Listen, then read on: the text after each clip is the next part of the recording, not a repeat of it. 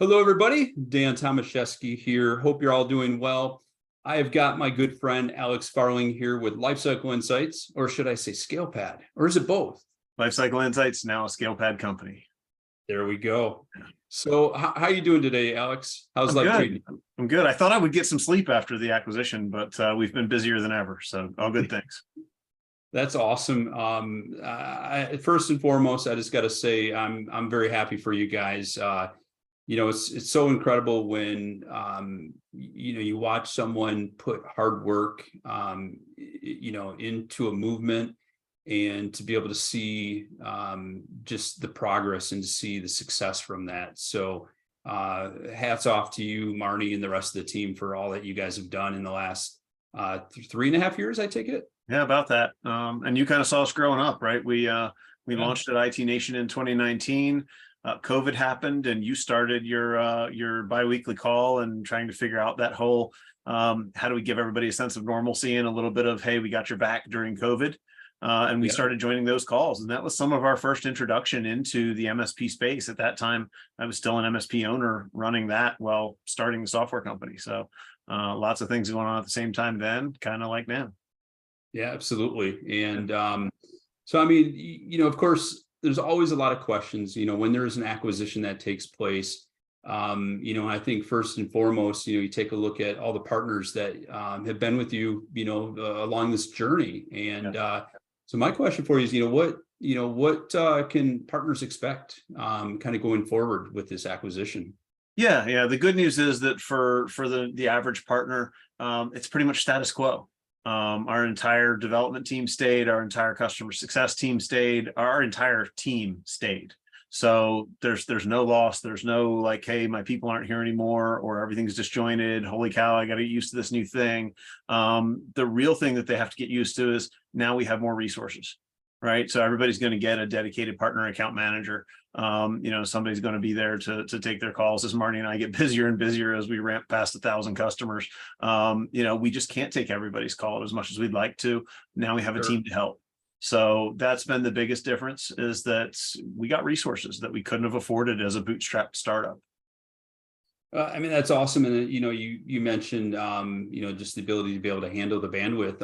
But the beauty is you've built a foundation for that, and you're the one who is, training those staff members to be able to provide the same level of support, right? Right. Yep. Well, and we're bringing on their sales engineers and teaching them how we do things and letting them go do some demos. And, that gives my folks who have been with the program longer the chance to step away from demos and go do more onboardings and help customers who are a little further through the journey with something a little more complicated. So we get a lot of good opportunities through this to redeploy some resources even. But at the end of the day, it means we have access to more data than we've ever had, more developers than we've ever had. It just really changes the game for us as far as the resources we have at our disposal. So, what are some things that, you guys have up your sleeve as far as, just kind of integrating Lifecycle Insights to ScalePad? Because it's not, just ScalePad or Lifecycle Insights. It's a in-depth suite of products and services. Yeah, 3 years ago, they were a one product company, right? They had Warranty Master. That was their thing. That was what they did. And that's how a lot of people still know them. About a year and a half ago, I guess, and I'm sure the timing's off on that, I'm guessing, they acquired Backup Radar and rolled that into their product suite. So then they became ScalePad, and they had your traditional warranty renewals platform, the services platform, as well as Backup Radar. In the same 90-day period, and I think it was a more condensed period than that, they acquired Control Map, Cognition 360, and Lifecycle Insights. So now they've become a much bigger company with multiple product offerings. And the next 12 to 18 months really is going to be a continuation of our existing roadmap. We're going to continue to add features. Our development hasn't slowed.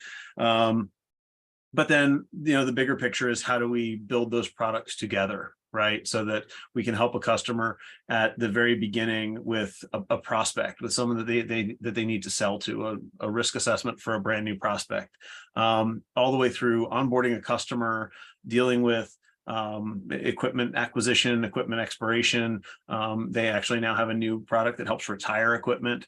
We can help with compliance along the way, monitoring backups, some of the things that happen on the softer kind of account management side of the MSP, adding some automation there, all the way through to the things that Lifecycle Insights really excelled at, which is the QBRs, the long-term management of the client, and those kind of things. So we'll want to kind of get data points from all those products talking to each other so that Lifecycle knows when Backup Radar saw a bunch of successes and we can report that to the customer. And that Lifecycle knows when Cognition 360 detects something that's out of alignment and can kind of speak to us with extra data points. Or when Control Map says, hey, we're 85% through our compliance journey, you should probably go report that back to the executive leadership team. So the long-term vision is that we can start to get some of these products to talk to each other and build some of those integrations that we wouldn't have had in the past, and deeper, just much tighter integrated products than these ever would have been if they were standalone. So a lot of building blocks, essentially. A lot of building blocks. Yeah, they've got, we call them the swim lanes internally, but they have several swim lanes, one in the products and services side and one on the backup side. And then you've got, Cognition 360 on business analytics, Control Map on the compliance side. And we just have a lot of really interesting offerings. And if you notice, there's a heavy focus on that account management side. RMM's been done. There's a lot of automation over there. PSA has been done. There's a lot of automation over there. And then our account managers sat here with spreadsheets trying to cobble junk together. And our goal is to continue to automate and build on that so that they get the advantage of more of the automation, more of the data intelligence that the other sides of the business kind of already had. Yeah. And, you brought up, the retiring of older equipment, and recently we spoke and you talked about the initiative of planting a tree. Can you give me a little bit of background on that? Yeah, I love this. They do they just launched, and not a lot of folks know about it, an initiative where ScalePad will help you recycle out-of-date assets. And this was always a problem for me at my MSP, right? You'd get a pallet full of junk in the back of your office or whatever. You bring home a laptop here and a desktop there, and you just throw them in the back and we'll deal with them later. Sometimes the recycling guy would show up, sometimes he wouldn't. And we'd have to figure out how to get rid of all that stuff. Under this new ScalePad initiative, they literally send you a box. You put the machine in the box, you stick the label on it, or maybe they just send you the label, but they send you a label, you stick it on the box, ship the machine out. You get a certificate of destruction back that says this hard drive was properly cleared and disposed of using NIST standards, et cetera. You can actually get a tree planted in your customer's name. And there's actually geolocation on the tree, which is cool. They'll actually tell you where it was planted so you can see. So most of them right now are going out into California, where they've had a lot of deforestation and forest fires and things like that. So they're going out to replant big chunks of California. So I think they've planted 5,000 or 6,000 trees now. So having an impact, and our goal is to blow that number out of the water. I really love that myself. I mean, I just think that, we all, when it comes to running a company, we have to be purpose driven as well. I mean, of course, we're focused on profits. We're focused on building an organization. But being purpose driven is critical. And I think that goes a long way with our clients. And that just, just makes it easier for us to be able to take that and incorporate that into our own MSPs is something that we're doing. The coolest thing about it is I think you can be purpose driven and profit driven. And this is a perfect example of that, right? We all want to leave this planet a better place than we found it. About 65% of toxic landfill material comes from technology, while only 2% of landfill waste comes from technology. So the industry we're in, aside from the fact that it's high electricity usage, creates a lot of carbon, we're in just a wasteful industry, and an industry that creates a lot of toxic chemicals. This stuff should be properly recycled. The fact that now I can sell that as a service that costs me around $20 and go to my customer and say, hey, when you buy a new workstation, hey, for $39, $49, $59, I'll make sure your old one is properly retired. You get the certificate of destruction. We do everything you're supposed to do by compliance, and I'll plant you a tree. Yeah. I think those two can live together, right? I'm making money, I'm doing the right thing, my customer's doing the right thing, and everybody wins. So I think that's a perfect example of a win-win, and something we never could have done at the size of Lifecycle Insights, right? It took armies of people and manpower to organize this and build this, and then developers to make it work so that we could click a couple buttons and make it happen. That is so awesome. Yeah. Happy to be part of that. That is really cool. And we just have a few moments here left. anything that else you'd like to share with us as far as kind of, going forward strategy for Lifecycle Insights being incorporated into ScalePad? Yeah, I think there's two things I'd like to point out. Number one, if you thought we were everywhere before, our events budget is way bigger now than it used to be. So you'll see Lifecycle Insights integrated with ScalePad at upcoming events. There's a few events where we registered as Lifecycle Insights, and they're going to have us stay as a separate entity. But over the very near future, we'll be blended into the ScalePad booth. We'll be blended into the ScalePad team, and we'll just be at more events because we're able to have that kind of a budget, again, that we couldn't have had at our size. But number two, I think it's important to say that our entire team is still here, right? If you are used to talking to Jeff in support, if you're used to talking to Nick, or if you're used to talking to Kurt, guess what? Those guys are still there. They still have their Lifecycle Insights email account. Yes, we have a ScalePad one too, but we haven't gone anywhere. You can find us. I think it's really awesome and really powerful that we managed to get acquired by a company who, number one, announced our acquisition within months, not years, right? And they would have announced it sooner had they not acquired two other companies in rapid succession right before us, and wanted to give those time to get some visibility in the channel and kind of announce and celebrate those as well. But this wasn't hidden, right? We did this in the light of day. We brought it right to MSPs and showed them what happened.